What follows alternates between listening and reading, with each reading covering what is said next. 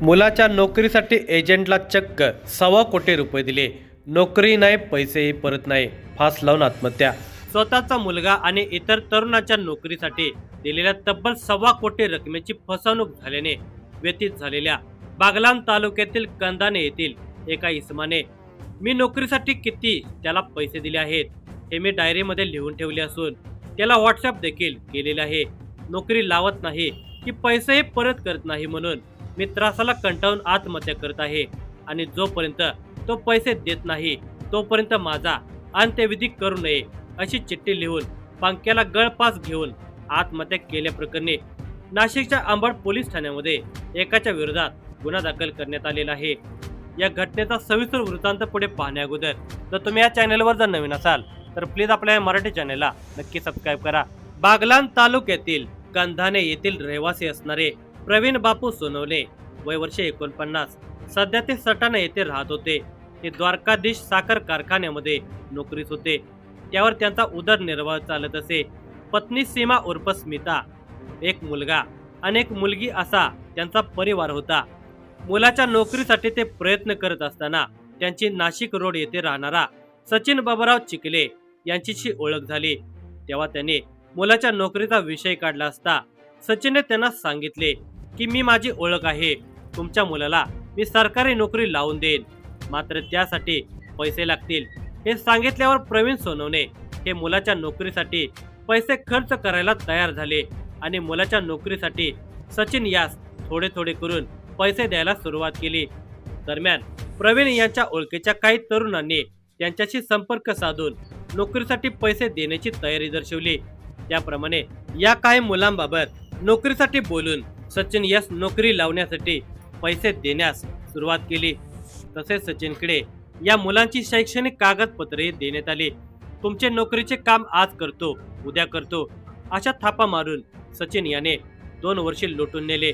मात्र प्रवीण यांचा मुलगा आणि इतर मुलांना नोकरी काही लागली नाही.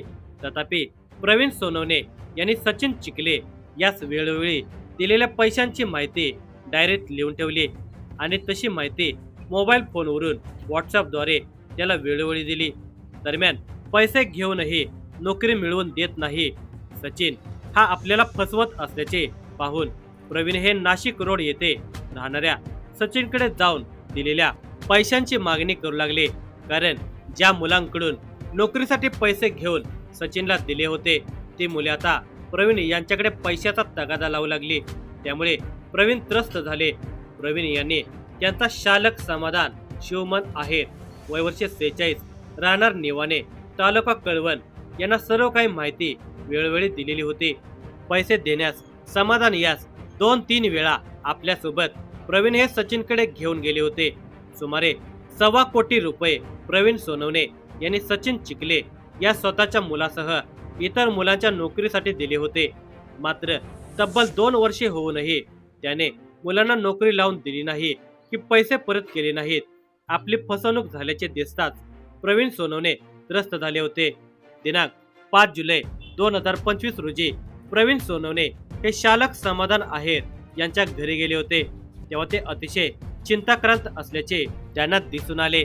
म्हणून विचारणा केल्यावर प्रवीण हे समाधान यांना म्हणाले की नाशिक रोड येथे राहणारा सचिन बाबाराव चिखले हा त्याच्या ओळखीने आयुक्तालय आणि नगरपालिकेमध्ये नोकरी लावून देतो असे कळले. त्यामुळे मी त्याला माझा मुलगा आणि इतर ओळखीच्या मुलांना नोकरी लावून देण्यासाठी वेळोवेळी थोडे थोडे पैसे दिले. 2 वर्षापासून तब्बल 1.25 कोटी रुपये दिले, पण त्याने कोणालाही नोकरी मिळवून दिली नाही आणि तो पैसे परत करत नाही. मी ज्या मुलांच्याकडून पैसे घेतले आहेत ते आता पैशासाठी माझ्याकडे तगादा लावत आहेत. सचिन चिखले यांना समजावून सांगण्यासाठी माझ्यासोबत तुम्ही चला. त्यावेळी समाधान हा त्यांच्यासोबत जायलाही तयार झाला होता. मात्र ते काय त्याला घेऊन गेले नाहीत. ते अतिशय त्रस्त झाले होते. त्यांचे स्वास्थ्य बिघडले होते. त्यामुळे त्यांच्या डोक्यात वेगळेच विचार सुरू झाले. गुरुवार दिनांक 10 जुलै 2025 रोजी प्रवीण सोनवणे हे नाशिकला गेले. सकाळी 10:30 वाजता ते नाशिक रोड येथे सचिन चिखले यांच्याकडे गेले होते. नंतर ते रात्री त्यांचे नातेवाईक अनिकेत राजेंद्र पवार राहणार राजरत्ननगर, सिडको, नाशिक यांच्याकडे मुक्कामी राहिले. अनिकेत हा शिक्षणाकरता येथे राहत होता. अनिकेत आणि प्रवीण हे दोघेजण घरात झोपले. थोड्याच वेळात अनिकेतला झोप लागल्याचे पाहून बेडरूम मधील छताच्या पंख्याला निळसर रंगाच्या दोरीने गळफास घेऊन प्रवीण सोनवणे यांनी आत्महत्या केली. तत्पूर्वी त्यांनी बेडवर एका वहीच्या कागदावर चिठ्ठी लिहून ठेवली होती. ती मिळून आली. दिनांक 11 जुलै 2025 अशी तारीख लिहून त्यामध्ये त्यांनी लिहिलेले होते की माझ्या मृत्यूला आत्महत्येला सचिन बाबूराव चिखले हे जबाबदार आहेत. त्यापुढे मोबाईल नंबर लिहिलेला होता. मी त्यांना माझ्या घरातील डायरीमध्ये लिहिलेल्या रकमा लिहिलेल्या आहेत तशी यादी त्यांनी व्हॉट्सअप केलेली आहे. त्यांनी पैसे दिल्याशिवाय माझा अंत्यविधी करू नये खाली सही करून त्यांचे नाव टाकले होते. घटनेची माहिती मिळताच अंबड पोलिसांनी घटनास्थळी धाव घेतली. घटनास्थळ, मृतदेह व मिळालेल्या चिठ्ठीचा पंचनामा करून चिठ्ठी जप्त करण्यात आली आणि मृतदेह विच्छेदनासाठी सिव्हिल हॉस्पिटलला पाठवण्यात आला. समाधान शिवमन आहेर, राहणार निवाणे, तालुका कळवण याने दिलेल्या फिर्यादीवरून सचिन बबनराव चिखले, राहणार नाशिक रोड याच्या विरोधात अंबड पोलिसांनी गुन्हा रजिस्टर नंबर 458/2025 ला भारतीय न्याय संहिता कलम 108 नुसार गुन्हा दाखल केला. पोलीस आयुक्त संदीप कर्णिक, वरिष्ठ पोलीस निरीक्षक मधुकर कड यांच्या मार्गदर्शनाखाली पोलीस उपनिरीक्षक सविता ओंडे या पुढील तपास करत आहेत.